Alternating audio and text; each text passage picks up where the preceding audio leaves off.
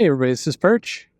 Here's a mail that I don't know. I don't think this is not the mail that gets a lot of people heated up. But if it's a slow news day, somebody will want to do something with it. But so I'm going to read this email. Now, in the past, every now and then I read an email from somebody, and for whatever reason, they don't get the fact that I said, here's a letter from a viewer. This is an email, and then they attribute the entire email to me. So this is, again, me saying this is an email. So if somebody is stupid and decide to EFAP this, which I still find just an absolutely disgusting way to describe that, but whatever. Anyway, they'll sound like a real dumbass because I'm going to say it again. This is a viewer mail, and we're going to read it. Okay, so this is a mail from a viewer, not the person talking right now, somebody else. So here we go. It says, crowdfunded comics are terrible. That's a headline. Well, not so much the comics, but the process. Oh, there you go. See, that's called a bait and switch headline. Anyway, hi Perch. I've supported a handful of campaigns over the years, some random and some from creators I like. I can't understand why anyone digs this method of comic reading collecting. I find the whole thing irritating, and by the time the comic arrives, I'm usually angry or indifferent, if it even arrives at all.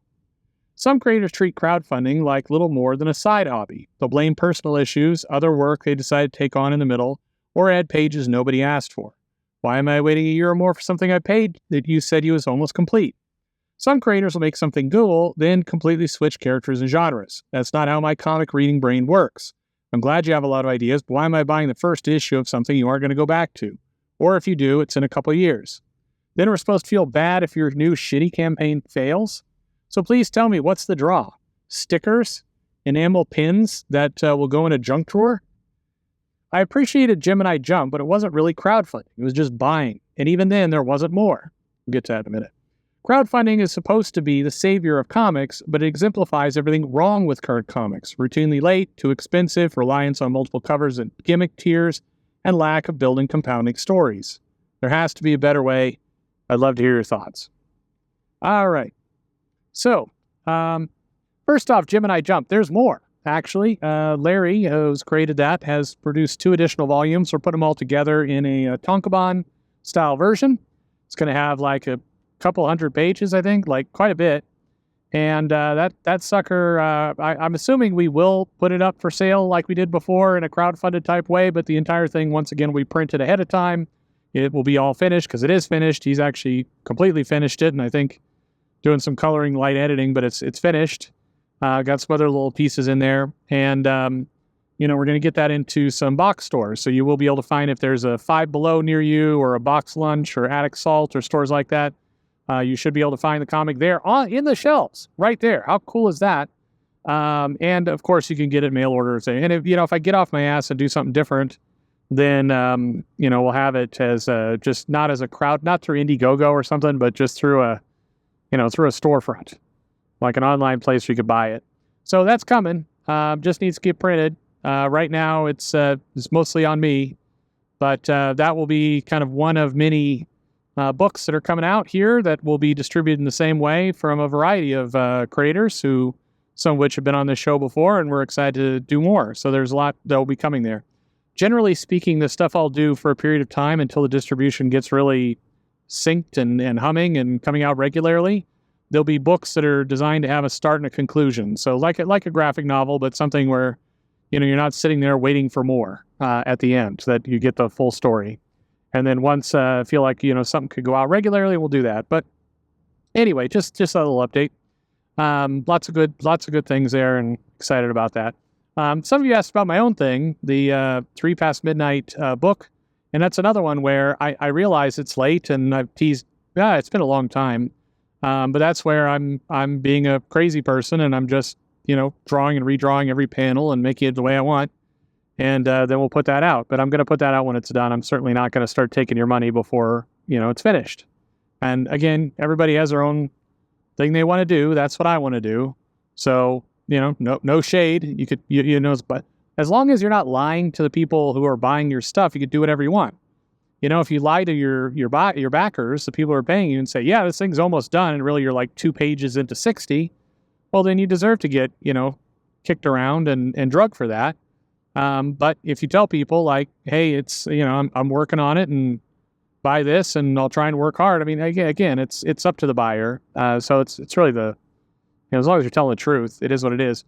But to the bigger part of your question there, yeah, I mean, crowdfunded comics, I think the best way that I view it, and this is just an opinion of me, is that this was a way to try and figure out a way through the distribution crunch and the fact that, we were so locked into the direct market, it's hard to get things out. And, in some cases you produce a comic, but then, somebody can interfere with you being able to put that comic out. So you have to find another outlet to it.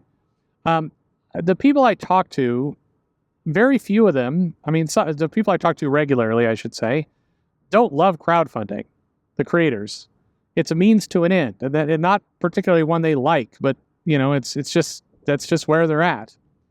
And they, they would like it to be better. They would like to do something different. But it's just not in the cards, and they can't get into Diamond, can't figure out how to get the stuff done. And so it becomes a way to get something into the hands of consumers. And I think a lot of people would really just like a better option. And I think that's really what's trying to be created here, is just a better option. And so I think that's at the end of the day, that's what crowdfunding is. It's a hedge. It's something where we're buying time until something better can come along. It's kind of the best way to put it. Now, I think there are some people who genuinely love the whole experience. They've created a different business model where the crowdfunding plus the gimmicks plus the variants plus the enamel pins or whatever else, toys, and then the live streams to go along with it. That's kind of their deal, and that's what they enjoy doing. But that's you're selling a different product then. People just should be aware at that point that the product you're really selling is the personality of the person who's doing it, not an actual comic. The comic is very, very secondary. And I'm with you as a comic reader, as somebody who enjoys comics and enjoys serialized entertainment and likes that kind of stuff. The idea of crowdfunding for a book and then like 3 years later another book comes out, that just sucks for me. I get no attachment to the character. I get no attachment to the story. To me, it's a little bit like when you go to a convention and some artists will have like a sketchbook edition where you could buy just sketches of things they've done and different. To me, the crowdfunded book feels like that. I'm buying some of the work from the creator, and I get to enjoy the pretty art, but I don't get myself involved in the story because, to get myself involved in this comic story, I need to read the next issue. And 3 years between issues is just not good enough. And the storytelling itself stops being enjoyable. The people are writing in this model where, the next issue is going to be. So all these things feel like, done in one, but with some tease for another, like with a little cliffhanger. I don't know. It's just not an enjoyable experience. It's like junk food for me. So I prefer for sure the monthly periodical, but of course that's tough. I think what's got to fix all of this is, got to solve the distribution challenge for sure. And I think for really talented creators, there needs to be some discussion around what's holding them back. What is taking up the time? Because a lot of people's heads go to, well, it takes a long time to draw. But if you really kind of, ask the 20 questions to get involved in that, it winds up being less that it takes a long time to draw.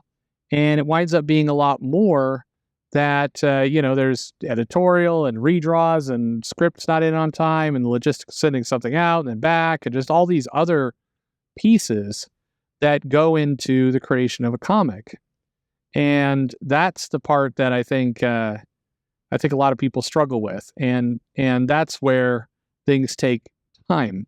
If you went to an artist, this isn't, by the way, a completely clean 100% story, but if you went to a lot of creators and said, look, if we got rid of all this annoying bullshit in the middle and we just focused on, getting your book out and you had the script on time and everything was nicely well orchestrated, how fast would it go? And I think the answer would be quite a bit faster. Even if you have a creator that takes a little bit longer to do a book, if you told it's a bad example because I think the guy's a machine, but you take a guy like Brett Booth, who can keep a really good monthly schedule and say, look, can you put out 6 books a year? every other month. And maybe you bump the page count up a little bit, but just, not to like double, but just instead of 22 pages, like 28 pages, right? And we're going to put on some nice, good paper, and just every 2 months, there's a book out that you've got, and, draw the hell out of it. We'll have scripts to you like, well, this thing will be run like a tight glass ship. So everything will be nicely orchestrated that we could just, boom, right out. I'll bet he would commit to that if you paid him well and you gave him a lot of clarity and you have the contract there and you put it. I think that he'd probably be happy with that. And if you could kind of double down on that and say, yeah, and if you have your own IP, you could put in there too, and we'll work all. I mean, there's logistical ways to make all this work. It's just, you just got to be organized and orchestrated, and in a lot of cases, these things aren't. And unfortunately, the person who that generally falls on in the comic creation is the creator, is the artist. So you can't fault an artist for going, I'm tired of putting up with that shit for years and years and years, and I'm just going to do my own thing. But the consequences is that's now put them in the business to do all this other crap in addition to just the drawing, and that takes up time. And before you know it, you're in a situation where you're trying to make this campaign work, and you're down a world where you're getting all this advice like, hey, you need to throw in a T-shirt there and a tier for custom commissions and another thing. And it's like before long, you're like, fuck, now what? And that's the that I think is the real challenge of everything. But anyway, I think the crowdfunding experience is lousy by and large as a consumer, as a reader. I think unless you're really bought into the kind of the event of it all, like I said, the live streams and all the rest, and you're as interested in the personality as the book, it's probably fairly unfulfilling to do it this way. It certainly doesn't give you enough to read, and you get pissed off. But that's my take on it. Again, your mileage may vary. I mean, everybody's going to have a different way to look at this, so be my guest. But I think the big truth here is quite a few of the creators, the people doing these crowdfunded books, they're not in love with it either. They're just, what else do you do? Where else? If you want to sell a book, how else are you going to do it? And that's how we get here. Anyway, thank you very much for the mail. What do you think? Do you like crowdfunded comics? Love them, hate them? Tell us your thoughts in the comments below. Thanks for listening.